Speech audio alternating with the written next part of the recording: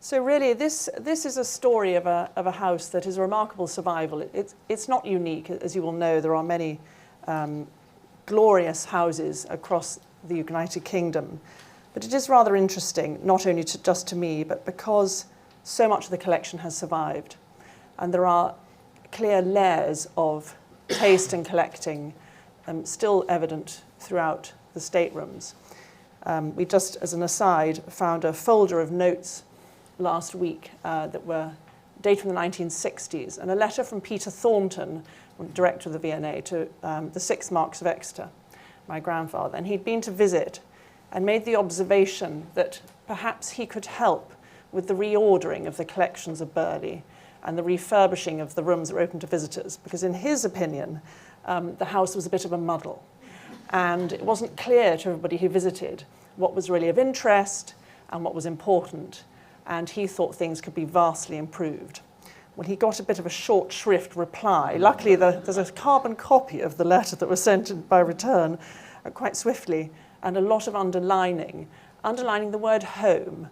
And I think it really sort of drew attention to me again, to the fact that what these houses represent is a personal collection by people who were often buying things they just liked, not always buying great works of art, and collecting them and displaying them together in a manner that pleased them. And he was very clear that he wasn't going to require the services of Peter Thornton to refurbish the staterooms at Burley, and he was quite happy with how it was displayed, and apparently so were the visitors, and it was a home, underlined fiercely. Anyway, on that note, so really the story of Burley begins with the ambitions of this man. And fortunately, it is preserved today and lived in by his descendants. And he would have been very pleased about this, because this was his ambition. Burley is still kept in the care of the Burghley House Preservation Trust. The house does have a remarkable archive. And there have been some regrettable sales over the last 400 years. But the vast majority of the collections acquired over its history have been retained. So William Cecil was the first Lord Burley. He was Lord Treasurer to Elizabeth I, and he's pictured here wearing his Order of the Garter, of which he was immensely proud, and he was awarded this in 1573. He was ranked as the first person in the kingdom after the Queen, and he remained in a position of immense power throughout his lifetime, and allegedly Elizabeth tended to him as he was dying back at home in his house on the Strand. So he managed to, in spite of one spate in the Tower, retain his position at court and his favour with the Queen. The upside of that was, of course, the acquisition of significant wealth. He held a number of roles for the court, and Burley is one of his 2 great prodigy houses, and a reflection of the ambition of his to create a dynastic legacy. He was born to minor gentry. His family had lands in Stamford, but he was by no means a member of the high aristocracy, and he felt this rather keenly. So I think the building of Burley and a house which I'll describe in a minute was really an opportunity for him to establish himself amongst those at court who perhaps slightly looked down on him. And the awarding of the barony was, of course, the first step along this path that he was trying to achieve. So designed to reflect the glory of his monarch, Cecil undoubtedly expected to use Burley as a strategic stopping point for the great royal progresses that the court undertook during the summer months. Disappointingly for him, this never happened at Burley. Allegedly, a member of the family had smallpox, and the Queen got as far as Stamford and made the comment that "thy wit and my money have built a great house." But she never stayed at Burley. It didn't stop him building a house that would then go on to establish the family in this great corner of England. So it's built on a property owned by his mother that was the centre of a vast estate. At its height, it spread over approximately 50,000 acres, bordering Lincolnshire, Cambridgeshire and Northamptonshire, and on the edge of the beautiful town of Stamford on the strategic Great North Road. So for the style of the building, Burley is built in the European Renaissance style and took inspiration from buildings that Cecil would have known in France. He was very interested in all aspects of the creation of this house. He read architectural treatises, and he knew of the Château de Chambord, Annay and Écouen. And the distinguishing feature is the extravagant roofline, centred by this massive obelisk, and all the classical symbolism that goes along with it, implying his temporal power, that of his queen, and his lineage aligned with that of Elizabeth, back to the founding of ancient Rome and the myth of Brutus. He was a man really who, nothing was too great to reach for. Burley was finished, broadly speaking, in about 1587, and not much of the house, of the original interiors, survive, and we'll go on to see some the Baroque phase of the house. But these beautiful barrel vaults and classical motifs are extended throughout the house and the staircase, and you can see, perhaps in the slide on the right, the shield, which is in the fan-vaulted ceiling just above the entrance on the west, William, Lord of Burley, 1577. The house is peppered with coats of arms, linking through heraldry his ancestry back to many, many noble families across Europe. Some of it quite ambitious, I think, but nonetheless I sort of respect his bold ambition. This is the original kitchen. I'm sorry, I don't have a very good picture of the ceiling here, but it's rather spectacular. It stretches from the ground up to the ceiling heights of 60 feet, and apart from some Victorian alterations, is largely untouched. A tiny bit of internal decoration survives. If you're wondering who Richard was, that's actually my brother. Nobody particularly of interest, but inside the shutter case in his bedroom there is this lovely little hint of all the beautiful strapwork and decoration that would have been around the house, but very little now. So at the same time that he was building Burley, he was building Tibbles.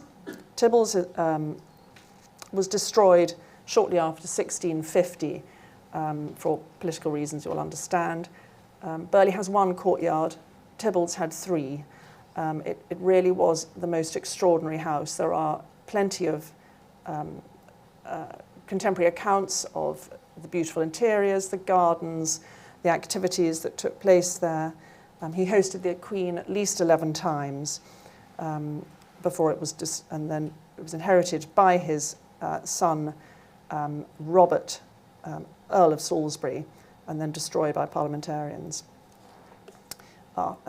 Robert actually Robert worked for James I and was a key member of his court, and he and James I had a sort of house swap. I don't quite know the terms of this, but allegedly James I preferred Tibbles to Hatfield, so the Salisbury Cecils have ended up at Hatfield, and James I ended up with Tibbles, which was vast. And a rather lovely contemporary account describes, included a great chamber known as the arbour of sparkling quartz stones, with a gushing fountain, a grotto roofed with coral and crystal, thatched with green grass, and a number of animals creeping through the bushes. The ceiling contained the 12 signs of the zodiac, so that at night you can see distinctly the stars proper to each other on the same stage. The sun performs its course across the sky, contrived by some concealed, ingenious mechanism. So with a room like that, you can only imagine what the contemporary decorators and architects had managed to achieve to impress the Queen and the court, of course. So what of Cecil's collections? Well, we have very little at Burley. The Salisburys have a fantastic collection of pictures and archive and objects at Hatfield. We have this atlas, one of two we now know that was at Burley, another sadly sold in the 50s for death duties. And it's signed William W. Burley, you can see there on the frontispiece, and filled with marginalia, recording safe ports, journey times between cities, names of contacts around Europe. And Cecil was undoubtedly involved in the sort of network of spies and important connections for ambassadors for his queen. So this document was really a working document for him. And I like to think of it sitting on his desk. Now with the other one we know existed, which has now sadly been lost, but rather a nice touch. There's something about handwriting which brings you closer to somebody. This, now in the V&A, a wonderful object which they've been kind to lend back to us for exhibitions.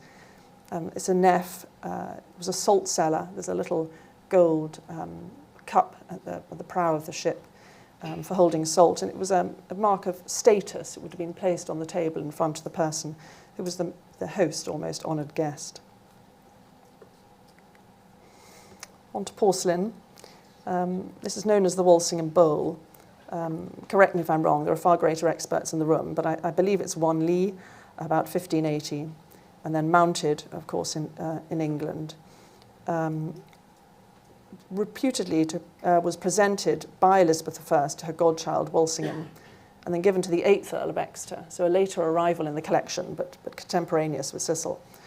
Given in 1731 as being the only male heir of that family by Lady Osborne, granddaughter of Sir Thomas Walsingham. And there's an associated box with a rather lovely inscription that reads, "The basin enclosed herein was given by Queen Elizabeth when she stood godmother to my great-grandfather Walsingham, and was given to me by my aunt, Ye Osborne, so that my children may be christened in it as all her family were before 1731. And it's still used by the family for baptisms. It's rather special. So on to the Burley that is really more familiar today. And these two great collectors, painted here by Lely, John, 5th Earl of Exeter, and his wife, Anne Cavendish. She was the widow of Lord Rich. She came with an immense fortune, and they clearly shared the same ambitions and passions for collecting and turning Burley into sort of a great Baroque palace. They employed landscape architects London and Cook, and the house and its contents over 3 extensive grand tours was completely refurbished, redecorated and embellished. They remodeled the interiors in the Baroque style. The long galleries were removed to create smaller chambers and suites en filade. It was the style of the time. Chimneys and coats of arms were added to further embellish the exteriors.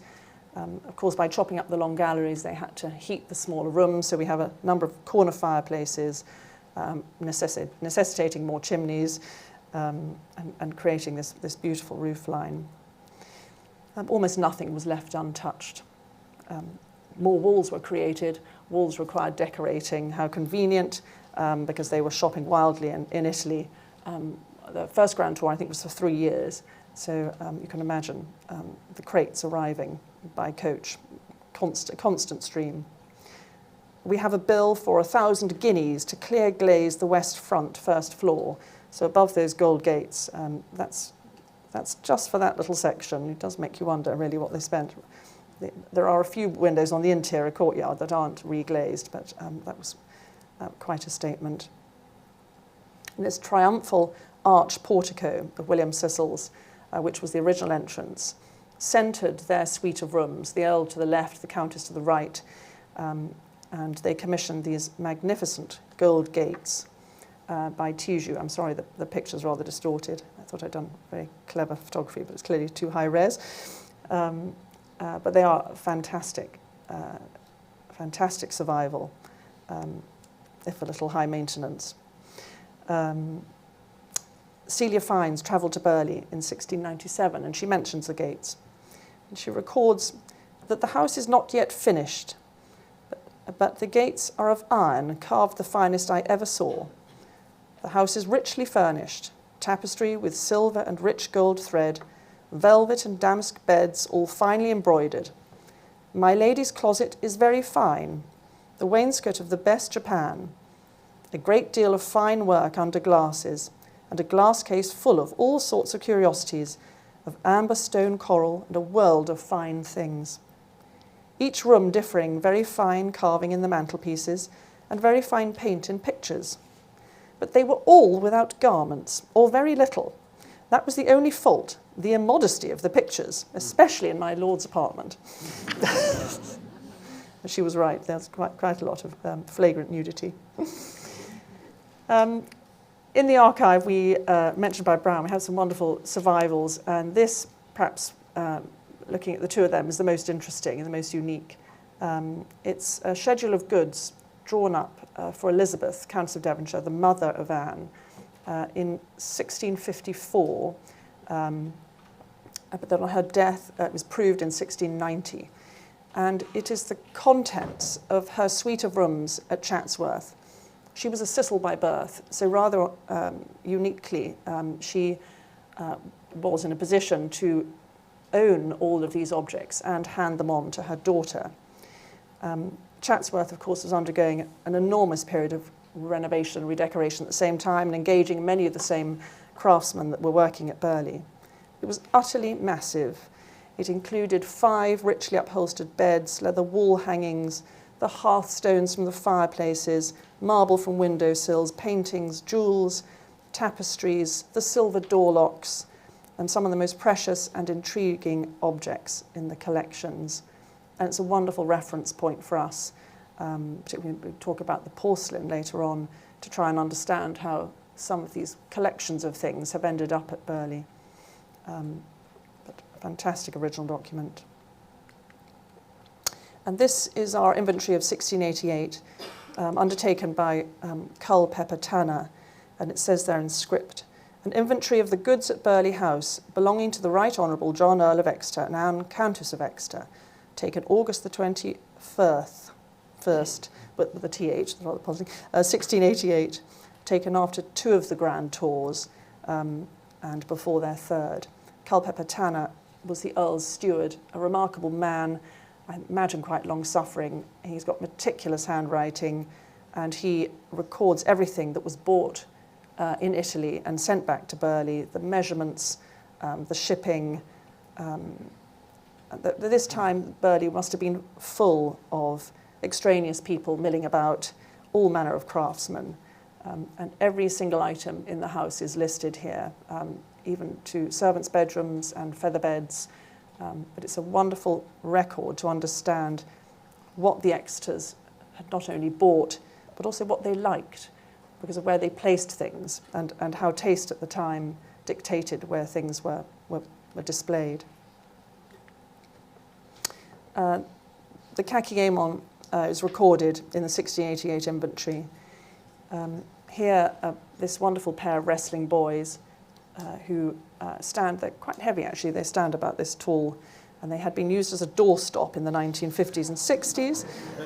They were identified by my mother in when she started reading this inventory as 2 China boys wrestling. You can just see there across the centre of the entry. And then she thought, gosh, they perhaps are more interesting than they've been given provenance for. And they are on display now. There they are listed in the 1763 inventory across the middle of the page, so I should have highlighted that. 2 China boys wrestling. They've moved to the north drawing room. Back to 1688, 2 large elephants, 2 large hinds, a priest on a buffalo, just one little line. There they are, they're all still in the collection. China over ye chimney, I love that. And presumably one of these corner fireplaces that was added when the long galleries were chopped up and more rooms created for the Cecils. These are intriguing objects, and a lot has been written about these porcelains, known as the Buckingham porcelains, because it's not really clear about their origins. They were listed in the Devonshire schedule, so we know they were about in 1684, and they came to Burley in 1690. And it's possible that they represent very rare examples of the work of the factory set up by George Villiers, 2nd Duke of Buckingham, at Lambeth in 1663. But tests are not conclusive. They do demonstrate they're made of a form of soft paste in imitation of Chinese porcelain. It is most similarly stylistic to the work of Dwight at Fulham. It's not currently possible to match their mineral content to any English factory, The last studies were done in 2009 by technicians at the British Museum. In the 1854 inventory, they were listed as being made in the manufactory patronised by the Duke of Buckingham at the time of Charles II. Exactly as to their origins, we're not sure, but rather amazingly early survivals of an English attempt at porcelain. One of the distinctive features of Burley is its painted interiors. Antonio Verrio worked at Burley on and off for 10 years. He was also working at Chatsworth. He was a big personality. He was wildly extravagant. He was very good at creating these impressions of trompe-l'oeil on a grand scale. He must have been a nightmare to manage. When he was in funds, he lived in the George Hotel in Stamford. He was often in debt. We have bills for Monsieur Verrio's stockings and gloves sent to the Fifth Earl to settle. By the time he got to the Hell Staircase, which was the last room that he was asked to paint, he was in hock to the Earl, so he was painting without any income at all. And the embellishments that we enjoy in the previous 7 staterooms are not evident at all. He was in a position to employ a still life painter or a gilder to help him. But wonderful details. There's a picture there on the top right, shows him crouching down and sketching in the Vulcan's forge. It's quite a fun little self-portrait. This is a glimpse of the 3rd George room. The George rooms are the principal staterooms, and they were named after the patron saint of the Knights of the Garter, as at Windsor. Just displaying some of the collections as you see them today. Luca Giordano, Europa and the Bull, purchased in 1683 by the 5th Earl via Mr. Ball, an agent in Florence, one of 11 Giordanos bought by the Earl and Countess, and recorded in the inventory as being in the drawing room. And that fantastic Recco still life, it's one of a pair either side of the fireplace. They're signed and dated and commissioned by the 5th Earl via the British consul George Davies. It cost a huge amount, 400 ducats, and recorded in 1688 as hanging in my lord's dressing room. Well, they're nearly 8 foot high, and my lord's dressing room, dado to ceiling, would have been entirely filled by these magnificent canvases, bringing the garden into the interiors and looking out into the park. They would have made quite a splash, rather like a sort of tapestry of canvas. Above the fireplace, there's a Saraceni St. Gregory that was bought by the descendant of the 5th Earl, the 9th Earl. It's a rather wonderful picture.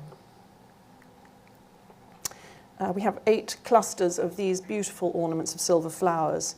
There was a tradition at the time for the popes to present silver flowers to noble families and good Catholics, which makes you wonder about the faith of the Earl and Countess at the time.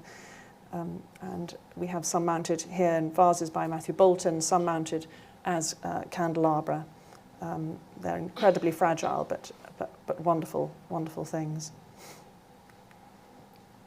And these interesting tapestries, interesting because you can see the Earl and Countess's coronet and arms in the top of the border, the Cavendish stag and the Exeter lions, and also the panels around the perimeter, which have these amazing details of the house. This is a pair of tapestries. We have 4 views of Burley. Interesting for many reasons. At the bottom right, you see the house before Capelity Brown made alterations 100 years later to the windows and the second floor, and of course less chimneys because they hadn't finished the work to add the corner fireplaces. And that north front side where we saw the Tiju gates, unchanged.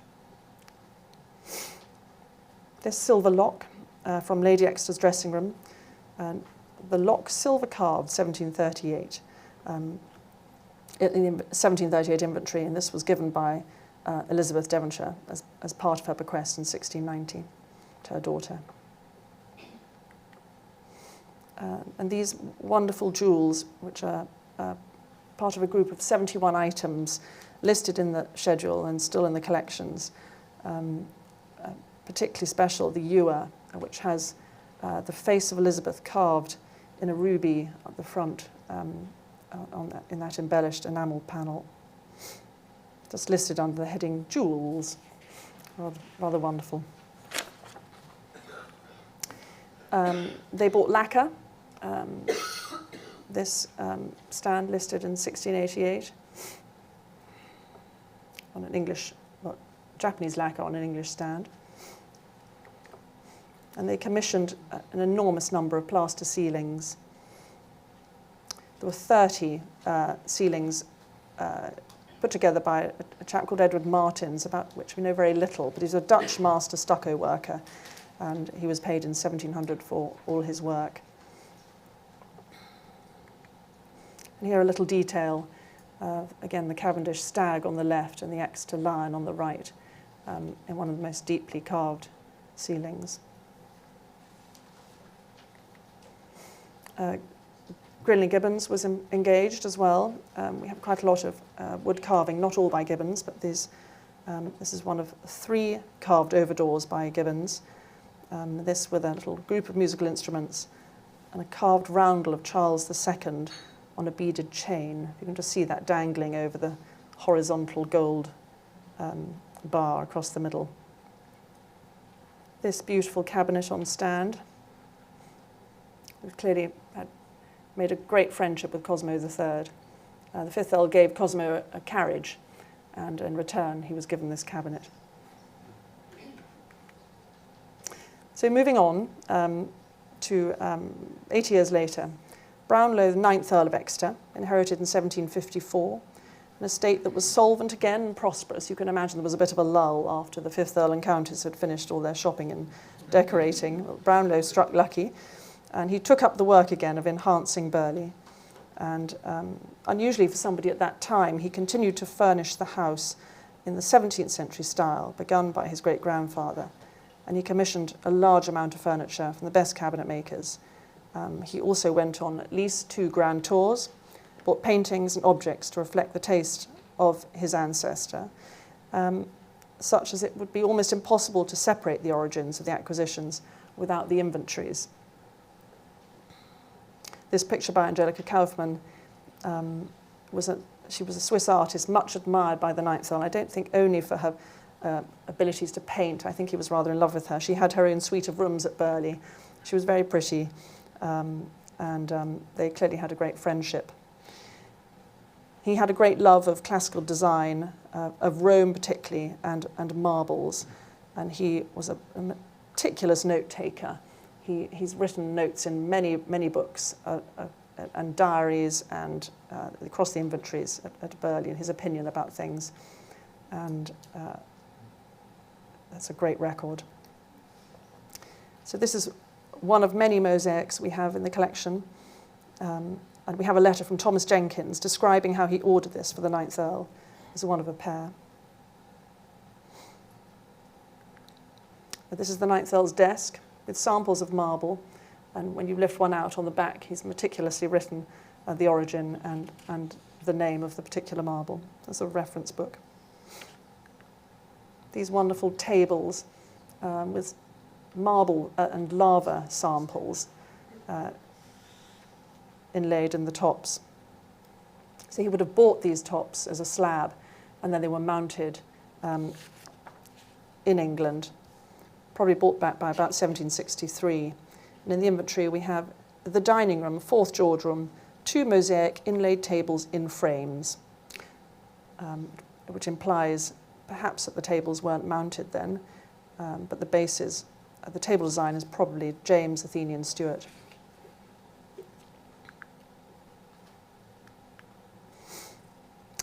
He commissioned an enormous amount of furniture from the makers Mayhew and Ince.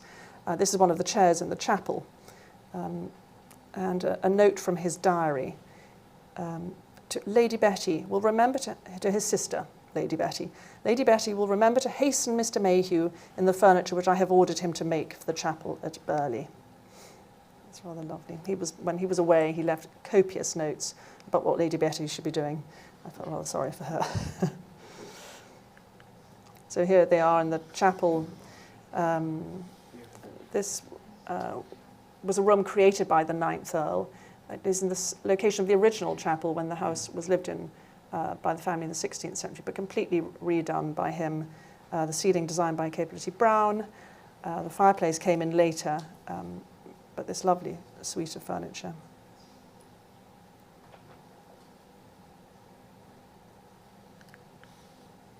There's a pair of medal cabinets by Mayhew and Ince again, and these little intaglios, very sort of Roman style. This was recorded in the breakfast room in 1763. And a furniture historian named Adam Bowett's done a rather interesting study for us of the marquetry. This is a cabinet by Mayhew and Ince, one of 2 corner cupboards which stand in the staterooms. And he's put together this very interesting idea that, because of references we have later, that the marquetry reused by Mayhew and Ince actually came out of the floor that's recorded by Celia Fiennes and in 1688. So in My Lady's Closet in 1688, we have listed 1 inlaid walnut tree writing table with silver sandbox and inlaid as the floor is.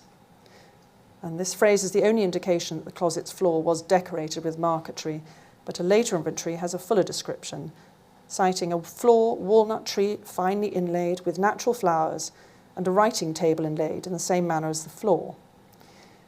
So thereafter it disappears from the record. I know there's one surviving at Drayton, there may be others, but they are a very rare thing for obvious reasons, not at all practical, and with English weather, I think they must have really suffered. But Mayhew and Ince supplied in 1767 a pair of large commodes and a pair of corner cabinets en suite, entirely new working, some old inlaid work, making good the deficiencies and making up the same into 2 commodes, one with sliving shelves, lined, the other with drawers, both with brass mouldings and other very rich ornaments, finely gilt and lacquer. So those are these. So he's done this very interesting design of what the floor would have looked like, taking the surviving marquetry in the collection. It can be linked to furniture in the Royal Collection, raising the possibility that the floor was made by Jensen, using marquetry supplied by Jasper Brames. So then along came Capability Brown and really made the next greatest changes to Burley, which we continue to enjoy. He worked for the 9th Earl for 30 years, and he was retained on a salary of £1,000 a year. Burley was one of his most favourite commissions, and he did a huge amount. He landscaped, he remodelled the house, he enhanced the interiors. He was an interior architect as well as a landscape architect, and he worked at Burley from 1756 to 1779. Here we have a punch bowl which shows the south side of the house before Brown's changes. If you just keep an eye on the windows on the second floor and the balustrading, it's quite interesting to see this south front pre-Brown's alterations in 1750, and this little collage I've put together, I hope you can make out. So there's the house in the bottom. We have the Brown proposal of 1760 across the middle, that detail from one of the tapestries I showed you earlier, top right and top left, an early engraving by an unknown artist that was presumably used for the punch bowl.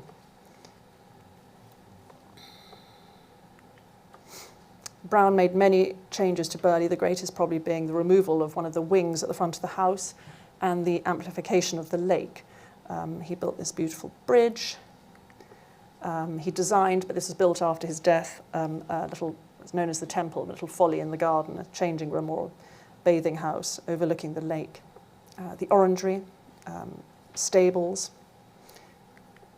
We have these wonderful tiles that are peppered around the estate, and they pop up in all sorts of strange places. One is signed, Christophorus Barberio, 1769. These are in the pump house that controls the water supply to the lake, but they measure in survival almost perfectly the orangery floor. So presumably they were originally designed to decorate that floor. Whether they were ever laid, I don't know, but for some reason they haven't survived there. This is the ceiling of the billiard room, designed by Brown, based on the newly discovered ruins of Palmyra. And then the grand tour. So the 9th Earl made many additions. The house hadn't been finished, and I think some rooms were probably rather unsatisfactory. He bought many things to complete these staterooms. This wonderful fireplace. We have a note in the records saying that Piranesi will besiege you at Rome to buy his works. Many of them are splendid enough, but in general, when the Italians ask for any sum for any purchase you are to make, if you offer them a third only, you will be cheated. Perhaps we should bear that in mind. There's a wonderful Carrara marble with antique elements purportedly dug up from Hadrian's villa.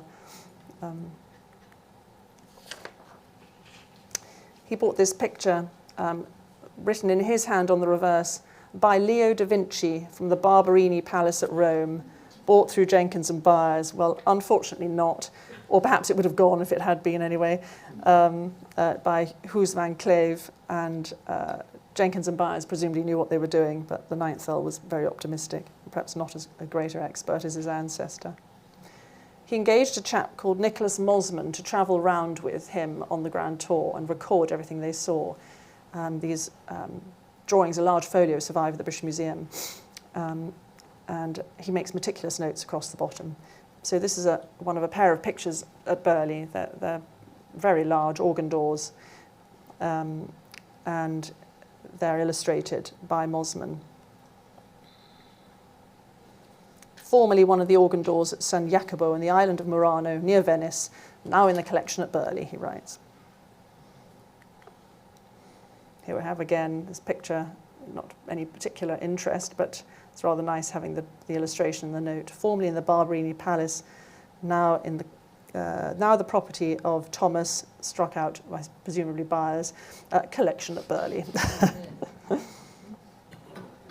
This wonderful Bassano, probably commissioned by Giovanni Simone Zorzi, who's the figure in that fantastic blue suit in the middle, for the chapel of the Palazzo del Podestà in Bassano, perhaps taken by Zorzi to Venice when he left Bassano in 1538 and bought by the 9th Earl in 1797. We have a record of it being removed by Venice at night in a gondola, which makes you wonder a bit about who was paid to release the altarpiece. Amen.